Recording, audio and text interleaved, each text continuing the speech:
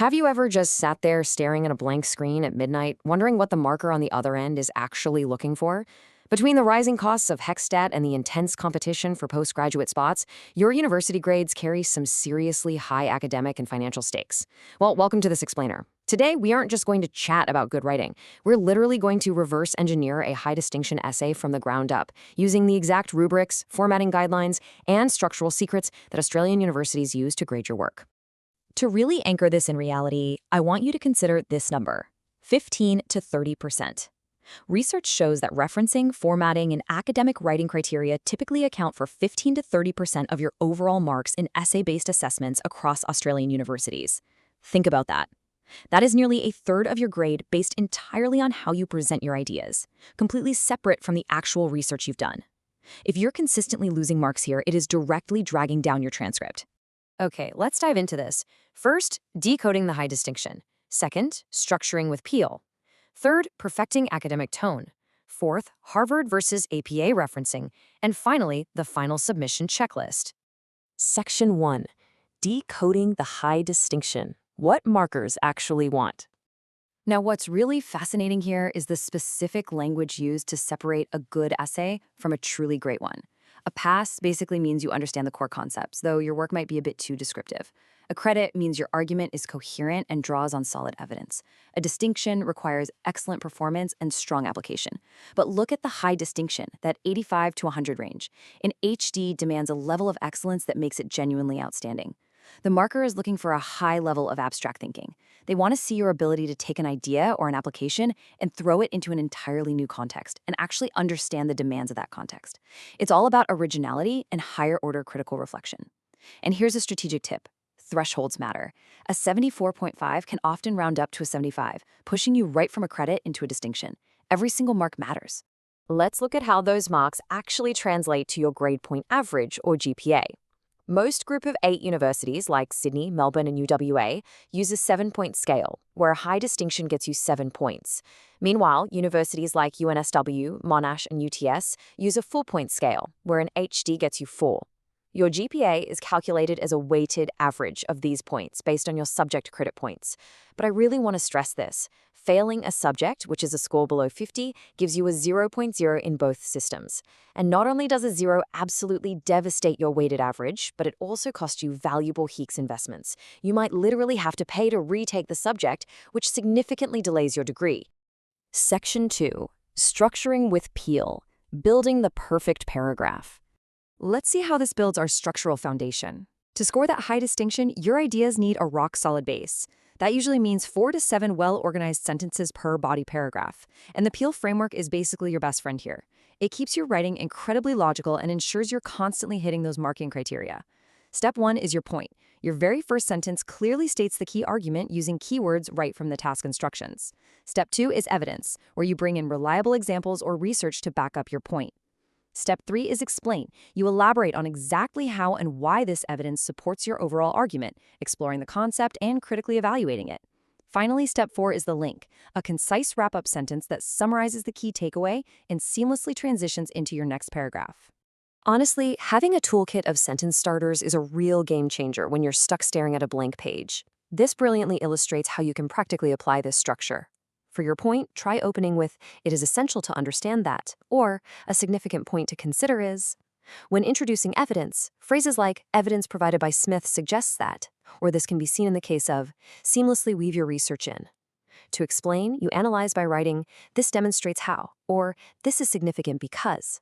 And then to link, pull the whole shebang together with, "Therefore, it can be concluded that," or "As a result, it is clear that." Section 3. Perfecting your academic tone. Sounding like a scholar.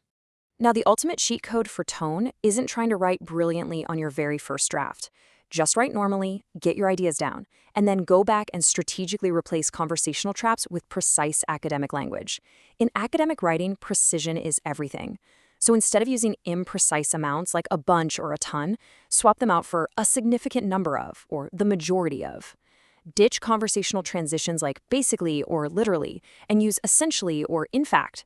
You should also strip out flowery, emotional adjectives like amazing or shocking. Academic tone values objective, descriptive language above all else. Specifically, there are 4 major tone traps you absolutely need to avoid when doing these replacements. First up, the language of public speaking. Writing, as I previously mentioned, is super distracting. Instead, use smooth signposting like the previous section explored. Second, kill the generalizations. Phrases like throughout history or since the beginning of time are just far too broad and instantly weaken your paper. Third, never directly address the reader using the word you. Replace it with a specific group you're actually discussing, like people or adolescents. Finally, and this is crucial, avoid value judgments.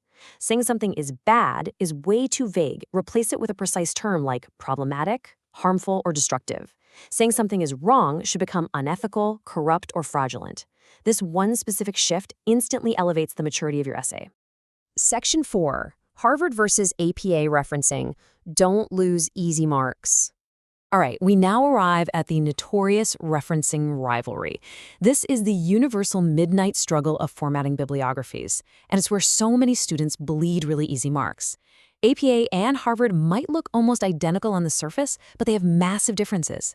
APA 7, which is used heavily in psychology, education, and health, is a highly standardized global system. It has one single rulebook. In text, it uses a comma and a P for page numbers, like Smith, 2021, P45. And it requires DOIs for journal articles without that old retrieved from language. Harvard, on the other hand, which is super common in business and humanities, isn't actually a single unified system at all. It's more like a loose family of styles that varies wildly by institution. Your specific university's Harvard guide might want no comma after the author, and it might require phrasing like available at for URLs. You literally cannot use a generic Harvard generator online. You must meticulously check your specific faculty guide. So, the really crucial point to remember is this number, 43%. Studies consistently find that students who treat referencing as an afterthought and format it the night before submission make significantly more errors. In fact, students who format their citations progressively while they're drafting their essay experience 43% fewer referencing errors.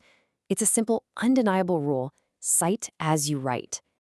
Section 5, the final submission checklist. Before you hit submit.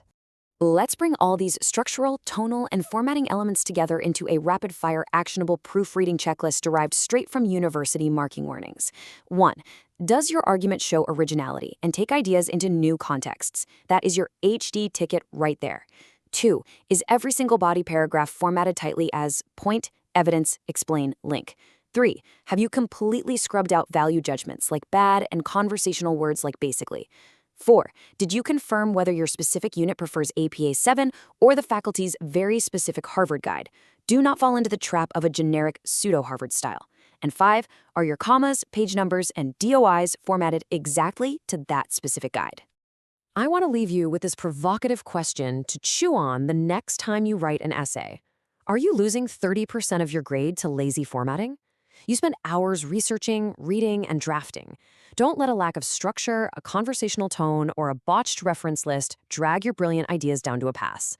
Respect the rubric, master your citations, and stop leaving your GPA and your hard-earned HEECS investment up to chance. Utilize the Peel method, clean up your tone, and go claim the marks you actually deserve.